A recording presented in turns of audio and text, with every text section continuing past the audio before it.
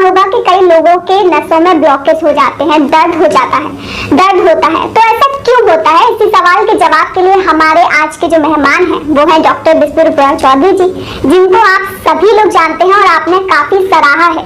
YouTube पर इन्हें सहिंसा के नाम से भी जाना जाता है। तो सबसे पहले तो सर आपका बहुत बहुत स्वागत है हमारे इस प्रोग्राम में। थैंक यू, धन्यवाद। और इसी के साथ मेरा पहला सवाल यही है कि नसों में ब्लॉकेज हो जाते हैं, दर्द हो जाता है, तो क्या है ये पूरा मामला? इसे समझते हैं जरा, नसें क्या होती है पहले तो इसको समझना जरूरी है। ब्लड वेसल बोल सकते हैं, आर्टरीज बोल सकते हैं, वेन्स बोल सकते हैं, कैपिलरीज बोल सकते हैं, या फिर मैं सीधी भाषा में बोलूँ पाइप। बहुत पतली पतली पाइपें हैं अलग अलग साइज की। सबसे बड़ा साइज ये जो आप देख रहे हैं, सबसे छोटा साइज 1 मिलीमीटर से भी कम। तो वो सारे जो हमारे शरीर में पाइप ही पाइप है, मान लो, जहाँ से ब्लड ट्रेवल करता है, वो ट्रांसपोर्टेशन सिस्टम है हमारे बॉडी का। और वो सारे पाइप बोलो या ब्लड वेसल बोलो, नर्व्स बोलो, वो सारे ब्लड वेसल्स को एक के बाद अगर लाइन से लगा देंगे तो एक एस्टिमेट के अनुसार हमारे अर्थ का एक चक्कर भी लगा देंगे। तो इतना लंबा पाइप है जिसमें ब्लड लगातार घूम रहा है। और ऐसा आपने पढ़ा है या सुना कि उसके लिए वो पंपिंग मशीन क्या है, वो हार्ट है। आपका हार्ट का साइज क्या है? जैसे अभी मुट्ठी बना लिया, ये है आपका हार्ट का साइज। और हमने ये सुना है कि ये हार्ट पंप करता है और पंप करके एक पूरे अर्थ का एक चक्कर के बराबर का ब्लड वेसल्स में ब्लड को लगातार फ्लो करता है। लेकिन आप अगर ध्यान से सोचें, इतना छोटा सा मशीन इतनी ताकत से ब्लड को फ्लो करा सकता है कि ब्लड इतना चक्कर लगा के वापस भी आ जाए। तो इसको समझने के लिए आपको समझना होगा कार्डियोवैस्कुलर सिस्टम।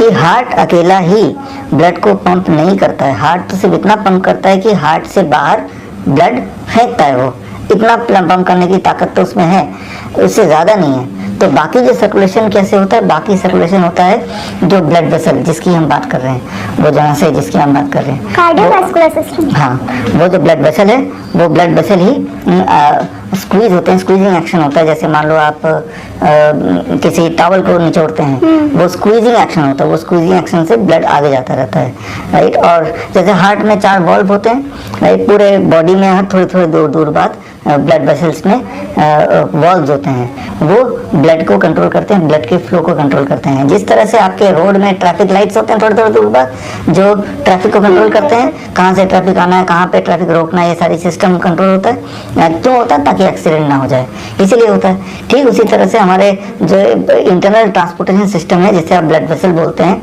वो ब्लड वेसल में ब्लड जो है वो एक ट्रांसपोर्ट की तरह काम करता है। वो सामान ले जाने का काम करता है। वो सामान ऑक्सीजन हो सकता है, वो सामान वेस्ट मटेरियल हो सकता है, वो सामान न्यूट्रिशन हो सकता है। वो ट्रांसपोर्टेशन सिस्टम है। उस ट्रांसपोर्टेशन सिस्टम से बॉडी के एक सेल तक वो सामान पहुंचता है जो न्यूट्रिशन है, ऑक्सीजन है, जिसकी ज़रूरत है, या इम्यूनिटी है, वो सब पहुंचता है। तो ये हमारे बॉडी का ट्रांसपोर्टेशन सिस्टम है। जिस तरह से हमारे यहाँ पे आपके शहर में रोड है, जिस रोड में चल के आप यहाँ तक पहुँचे, मेरा घर इधर है, आपका घर कहीं और है, बीच में अगर ट्रांसपोर्टेशन सिस्टम ही ना हो तो आप यहाँ तक नहीं पहुँचते। अब ट्रांसपोर्टेशन सिस्टम अगर वो ठीक ना हो, कहीं गड्ढा है तो भी हम ठीक से नहीं पहुँचते। ठीक उसी तरह से हमारा जो ब्लड वेसल्स हैं, उसके बीच में ट्रांसपोर्टेशन सिस्टम में कहीं गड्ढे हो गए, कहीं पे कोई ब्लॉकेजेस होंगे, जैसे ब्लॉकेज बोलते हैं। वो ब्लॉकेजेस की वजह से ट्रांसपोर्टेशन सिस्टम ठीक नहीं है। अब ठीक नहीं है ट्रांसपोर्टेशन सिस्टम, तो क्या होगा कि बॉडी में जितने सेल्स हैं उनको ठीक टाइम पे खाना नहीं पहुंचेगा। वहाँ वेस्ट मटेरियल जमा हो जाएगा, वो ट्यूमर बनाने लगेगा, वो ठीक टाइम से ट्रांसपोर्ट होकर बॉडी से बाहर नहीं जाएगा। तो जहाँ खाने के अभाव में या फिर वेस्ट मटेरियल का ट्रांसपोर्ट नहीं होने की वजह से, ट्यूमरस ग्रोथ की वजह से, अब वहाँ फिर दर्द का एहसास होगा, जो आप बोल रहे हैं, पेन, जिसे हम बोलते हैं बीमारी, डिजीज, राइट। फिर बोलते हैं हम बीमार पड़ गए, हमें तो ट्यूमर हो गए, हमें तो दर्द हो रहा है, पेन हो रहा है, इन्फ्लेमेशन हो रहा है, घाव हो रहा है, पस आ रहा है। ये सारी चीज़ तब शुरू होती है। तो ठीक उसी तरह से जैसे आपके शहर का ट्रांसपोर्ट सिस्टम है, एक बार तो ठीक बन के आ जाता है, लेकिन उसके बाद उसका मेंटेनेंस ठीक से ना हो, कहीं पे गड्ढा है, कहीं पे गंद है, तो तब या फिर भीड़ ज़्यादा हो, तब भी आपका जो ट्रांसपोर्टेशन है स्लो हो जाता है। तो that is what is called blood sugar. Sugar की मात्रा एक लेवल से ज़्यादा हो तो यानी कि वो ट्रांसपोर्ट सिस्टम में जैम कर देता है, तो यानी कि ट्रांसपोर्ट ठीक से नहीं हो रहा। तो ये ब्लड वेसल्स क्या है? वो आपके बॉडी का ट्रांसपोर्ट सिस्टम है। और आपके सवाल कि दर्द क्यों होता है, वो ट्रांसपोर्ट सिस्टम में कहीं ना कहीं गड्ढे खुद गए, या कहीं ना कहीं ब्लॉकेजेस आ गए, जैसे हम बोल सकते हैं ब्लॉकेज, या फिर इन्फ्लेमेशन आ गया, घाव आ गया, जिसकी वजह से आपको दर्द का एहसास होता है, पेन का एहसास होता है, ट्यूमरस ग्रोथ का एहसास होता है।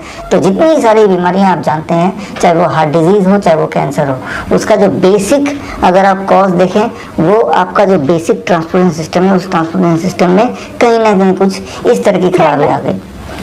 वही जो अगला सवाल है मेरा, आखिरी भी समझ लीजिएगा कि इसका सोल्यूशन क्या है फिर? इसका सोल्यूशन ये है कि पहले तो ये है कि भाई आपसे अगर मैं पूछूं कि रोड तो ठीक से ही बना के दिया था म्यूनिसिपल कॉर्पोरेशन ने, तो उसके बाद रोड टूट गया, तो सोल्यूशन क्या है? वो सोल्यूशन तो ये है कि रोड को मेंटेन करते रहा जाए, जैसे जैसे टूटता जाए, टूटेगा ही जब गाड़ियां जाएंगी, साथ ही साथ मेंटेनेंस भी उसी स्पीड से हो, ताकि यहाँ तो टूटता जा रहा है, मेंटेन नहीं हो रहा, टूटता जा रहा है, मेंटेन नहीं हो रहा। तो बॉडी में भी ऐसे ही करना पड़ेगा। बॉडी की जो मेंटेनेंस डिपार्टमेंट है, वो डिपार्टमेंट को हमें ज़्यादा एक्टिव करना पड़ेगा। इसका मतलब वो डिपार्टमेंट अपना काम नहीं कर रहा है। बॉडी में भी सेल्स, ट्रांसपोर्ट सिस्टम घिसता है, जिस तरह से रोडवेज घिसता है। जितना नया आ जाए रोडवेज, हमेशा नया नहीं रहने वाला, लगातार उसको मेंटेन करना पड़ता है। जहाँ जहाँ कुछ शहर में, कुछ देश के बड़े बड़े देशों के शहर में आप कभी भी जाएंगे तो रोड सारे बिल्कुल अच्छे मिलेंगे। क्यों? क्योंकि लगातार मेंटेनेंस का काम चलता है, राइट। तो यानी कि बॉडी का मेंटेनेंस डिपार्टमेंट कौन है? बॉडी का मेंटेनेंस डिपार्टमेंट है, इसका नाम है नाइट्रिक ऑक्साइड, जिसे बोलते हैं NO, nitric oxide. Nitric oxide से जुड़े हुए लगभग 4 नोबेल प्राइज मिल चुके हैं। यानी कि पूरे बॉडी में जितने सारे केमिकल रिएक्शंस होते हैं, जितने सारे केमिकल बनाता है, उनमें से एक महत्वपूर्ण केमिकल है नाइट्रिक ऑक्साइड। तो नाइट्रिक ऑक्साइड की रिस्पॉन्सिबिलिटी है उस ट्रांसपोर्टेशन सिस्टम के तोड़-फोड़ को रोके, नंबर 1, और उसको रिपेयर करे। तो जवाब क्या है? जवाब ये है कि आपको ये तय करना है कि आपके बॉडी में जो नाइट्रिक ऑक्साइड का प्रोडक्शन है वो हमेशा हाई रहे। अच्छा, तो सवाल ऑटोमेटिक आता है, हाई कैसे रहेगा? हाई रहेगा तो बॉडी में कुछ ऐसे न्यूट्रिशन की ज़रूरत है जो नाइट्रिक ऑक्साइड प्रोड्यूस कर सकता है, और वो है प्लांट बेस्ड फूड। जब आप ग्रीन्स खाते हैं, रॉ वेजिटेबल्स खाते हैं, कम से कम 500-700 ग्राम रोज, तो that is the only thing which can produce nitric oxide. Nitric oxide live vegetables and fruits से नाइट्रिक ऑक्साइड प्रोड्यूस होता है, और बड़े मात्रा में प्रोड्यूस होता है। उससे क्या होगा? जहाँ जहाँ ब्लॉकेज है, फॉर एग्जांपल जो एंजाइना के पेशेंट हैं, हार्ट डिजीज के, वो चलते हैं तो दर्द होता है। घुटनों के पेशेंट हैं, चलते हैं तो घुटनों में दर्द होता है। अलग अलग जगह पे दर्द हो रहा है, लेकिन जितने सारे दर्द आप जानते हैं, वो सारे दर्द का अगर आप बॉटम लाइन ले लें, वो बॉटम लाइन एक ही है कि उस वाले नसों में, उस वाले ब्लड वेसल्स में कहीं ना कहीं घाव है, या कहीं ना कहीं ब्लॉकेज है। मतलब कहीं ना कहीं या तो गड्ढा है, या कहीं ना कहीं कुछ ना कुछ वहाँ पे अटका हुआ है, यही है। तो उसको हटाना है। उसको हटाने के लिए वही मैंने बताया कि आप जब पूरे दिन भर में एक अच्छा खासा amount, that is about 70% of the food is in the form of raw vegetable and fruit, तो क्या होगा कि बॉडी की नाइट्रिक ऑक्साइड प्रोडक्शन बढ़ जाएगा। यानी कि बॉडी का जो मेंटेनेंस डिपार्टमेंट वो एक्टिव हो जाएगा। और वो maintenance department nitric oxide body कहाँ प्रोड्यूस करता है?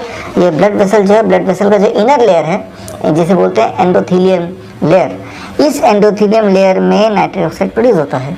तो वो प्रोड्यूस होते ही क्या करेगा? जहाँ जहाँ गड्ढे हैं, खुद गए हैं, या जहाँ जहाँ ब्लॉकेज है, वो साथ साथ रिपेयर होने लगेगा।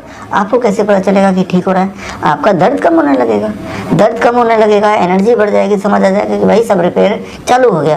कितने देर में रिपेयर चालू होता है? लगभग 24 घंटे में चालू हो जाता है। जैसे ही आप ये डाइट शुरू करेंगे, विदिन 24 आवर्स, आपको कैसे पता चलेगा? 24 घंटे के अंदर ही आपको आराम मिलना शुरू हो जाएगा। एंजाइना जो है, आपका जो हार्ट पेन बोलते हैं, वो कम होने लगेगा।